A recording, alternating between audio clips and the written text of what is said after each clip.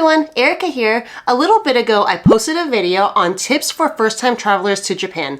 Thank you so much for all the love and support, as this video now has over 400,000 views. If you haven't seen that video yet, I would highly recommend watching, as this video is basically a part 2 to that video. A lot of people have messaged me on Instagram asking me more questions about Japan, and I noticed a lot of the questions were really similar, so I thought I would make a video about it. Also, feel free to message me on Instagram if you have more questions. Alright, first question. Do I need a Japan Rail Pass? Okay, so Japan Rail Pass. Let's break it up into two parts, before the price increase and after the price increase. Let's first talk about before the price increase. Now, I've helped a lot of people with their itineraries to Japan, and I would say this. If you are taking the bullet train more than 2 times before the price increase, then I would say the JR Pass is already worth it because you can also take the local lines. Alright, let's talk about after the price increase. The price for the JR Pass is increasing over 60% at least, so it's not going to be worth it for a lot of people.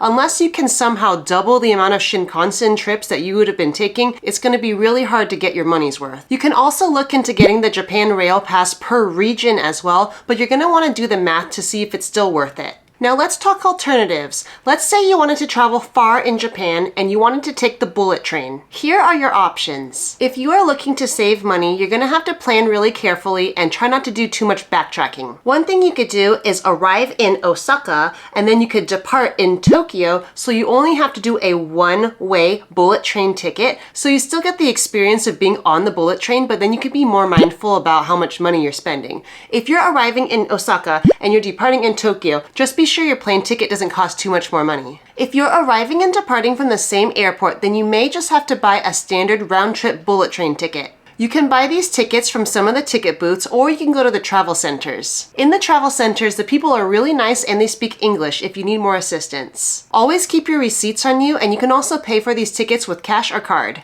If you are traveling locally, you can also use a SUICA card or an IC card of any sort. Okay, next question. What are some options regarding the SUICA and PASMO card shortage? If you don't know what an IC card is or a SUICA card, then just a little reminder to check out my super detailed Japan video. But basically, SUICA is a type of IC card, and IC cards are basically e-money where you can buy things at stores and convenies and pay for transportation. It's pretty great. Okay, the last few weeks there's been a lot of drama llama regarding the PASMO card and the SUICA card because of the IC chip shortage. A lot of people have asked me what the alternatives are if they can't get a hold of a SUICA card. Now keep in mind a lot of things are changing, so by the time you see this video, there may be more options, or maybe the problem might even be solved.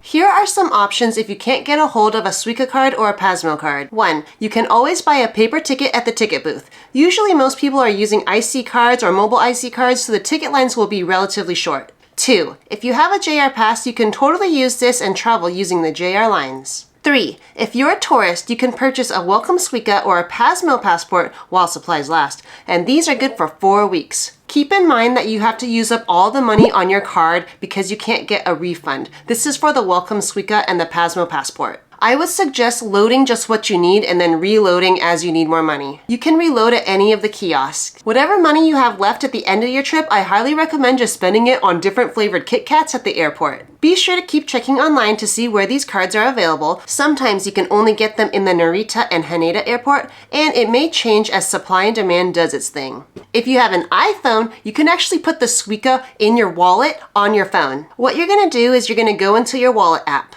click on Transit, type in Japan, click SUICA. Add any amount that you would like. Keep in mind that Visa doesn't work, which is what I have, but I hear that MasterCard and American Express works really well. You can also add PASMO and ICOCA to your phone as well. Depending on where you arrive in Japan will determine the type of IC card you get.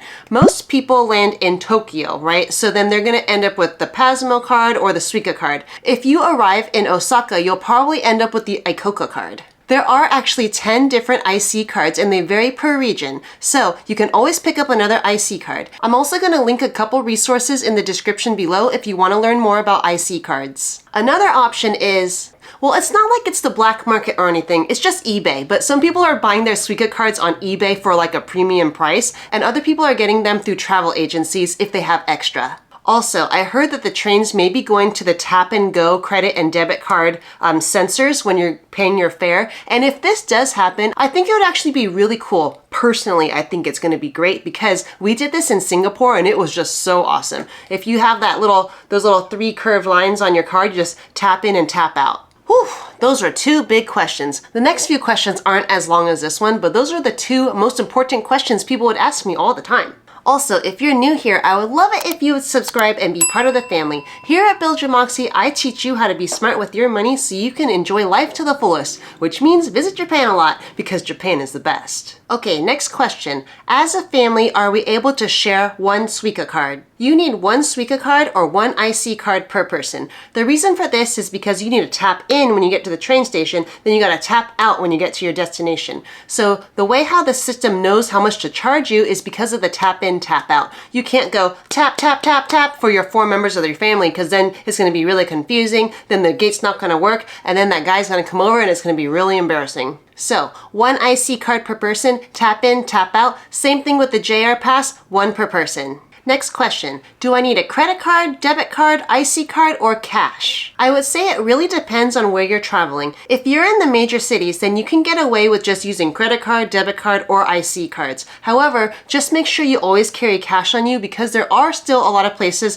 that don't accept cards. Japan is still very cash-based. Also, if you're traveling outside the major cities, like more in the country areas, then I would say for sure bring cash. A lot of places outside the cities don't take cards. Next, should I reserve a hotel when I get there or get a hotel beforehand? Okay, before anyone thinks this is a silly question, it's actually a really good question because before COVID, a lot of people would just travel to Japan and they could book a hotel right there on the spot. It's not very expensive when you're located in Japan. However, because of the pandemic and the hotel employee shortages, as well as the crazy surge of tourists, I would highly recommend just reserving your hotel before you arrive in Japan. So at least a couple weeks in advance would be good, especially if you aren't a Japan traveling pro. Why be stressed? Just do it in advance. If you are a Japan traveling pro or just a pro at moving around and exploring, then you just do whatever you want. But for everyone else that is not a Japan pro, I would say just book it in advance. Next question, how did you plan your Japan trip? I was actually really surprised how many times I got this question. I wouldn't say I'm a crazy pro at all, but I am someone that likes to weigh out all the pros and cons, and I like to lay out all the logistics. So for me, I try not to backtrack much, and I like to reduce the amount of friction as much as possible. When it comes to traveling, if you're someone that likes to stay organized, or you're someone that needs to stay organized, then take a look in the description below because I have a free resource for you. It's basically my free travel budget and planner, and what this includes is a travel research tab, a budget tab, expense tracker, to-do list, packing list, and daily itinerary. I'm all for a good stress-free vacation, so if you want to know how I plan my travel, this is how I do it. The free download below is for Google Sheets, and if you're someone that likes Google Sheets and Excel, I do have another resource linked below, and this is how I do my monthly budget. I'm someone that likes to save for a vacation but also pay my bills, so yeah, if you want to know how I do my budgeting, then that's also linked below. Quick tip, make sure you get a hotel that has access to laundry, like they have little coin machines, because that's going to save you so much space. Why bring all these clothes to Japan, and why stay at like a laundromat and waste like 2-3 hours washing your clothes when you can just do that when you get home at the end of the day and you're just like trying to relax. You can pack lighter, which means you could bring back more snacks. Also, it's pretty common to hang dry clothes in Japan, so if their dryers are not as powerful as yours wherever you live, then most of the time you're gonna have to do some hang drying. Next, should I get an international phone plan, a pocket Wi-Fi, or use a SIM card? Staying connected in Japan is a must, especially since a lot of people are using their Apple Maps or their Google Maps, their translation apps, as well as maybe a mobile SUICA or a mobile PASMO. Okay, international phone plans. So I mentioned in the other video that a lot of international phone plans don't work that well, so feel free to message me on Instagram if you want to know which ones didn't work for me and which ones really worked. For me, I had an international phone plan and it didn't work at all, and I was really sad because I wasted almost $60, but it worked gloriously through Thailand and Singapore, so I thought there wouldn't be a problem. If you have AT&T, then you're in luck. My husband has AT&T, so we used that if we didn't have our pocket Wi-Fi on us. However, it worked really, really well. You do need to do the math to see if it's more cost effective for you to stay with like AT&T if you have AT&T, or if you want to use a pocket Wi-Fi. For us, it was more cost effective for both of us to share a pocket Wi-Fi.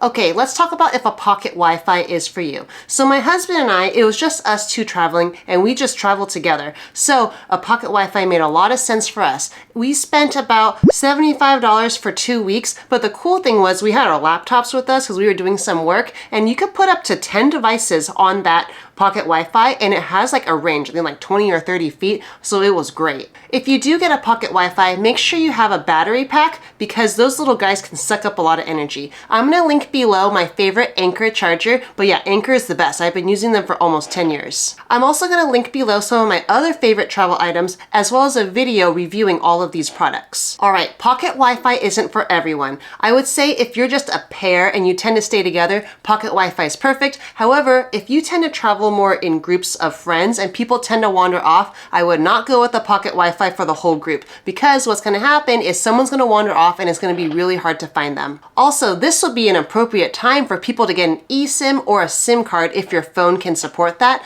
but that would be perfect because most people have a cell phone on them. So if everyone is connected to the interwebs of some sort or to the Wi-Fi space, that would be good, as it would save you a lot of headache. I had a lot of mamas just message me on like what to do with their teenagers, and I said just make sure they're connected. It's $30 to $80 depending on what you want to do, whether it's a SIM card or a pocket Wi-Fi. And what's $30 to $80 when you're trying to save yourself some headache as well as a lot of stress? Next, any recommendations when traveling with teenagers or kids? Yes, I got some recommendations. First, I would suggest having a central meeting area as well as a time to meet just in case the group gets split apart. Second, be sure your kids have a printed copy of the hotel address as well as a telephone number for the hotel. Third, make sure your kids have just a little bit of cash on them. You never know when they're gonna need it. Okay, fourth, call me crazy, but if you've seen my other travel videos or like my recommended travel items, you know that I love AirTags. So for us, we already had our 4 Apple AirTags for our 4 pieces of luggage,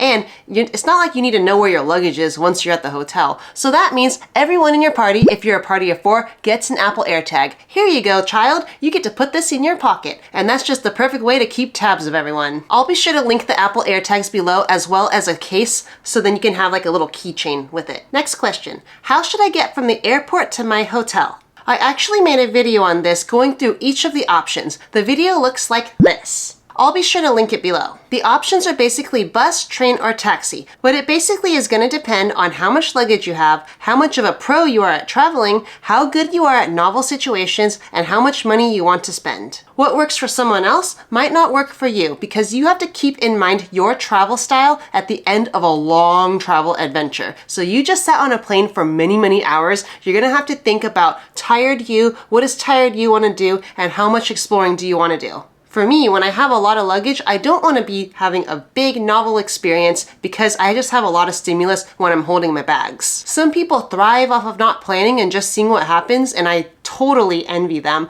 But then other people like me, we like to plan ahead. No way is bad, but just keep in mind your travel style and, if you're tired, what you tend to prefer.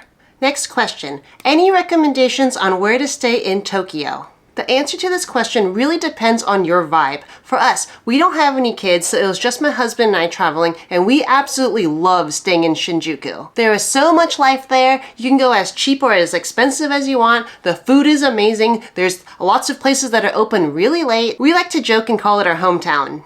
However, no matter where you stay in Tokyo, you can always just get around via public transportation. So really, just find a hotel that works for you. Try to find one with laundry. Yes, that's very good. You got this. If you have more questions, feel free to comment below or message me on Instagram. Also, if you're in the midst of Japanning, then you may want to take a look at my Japan playlist as well as my travel playlist. I'll link it right here.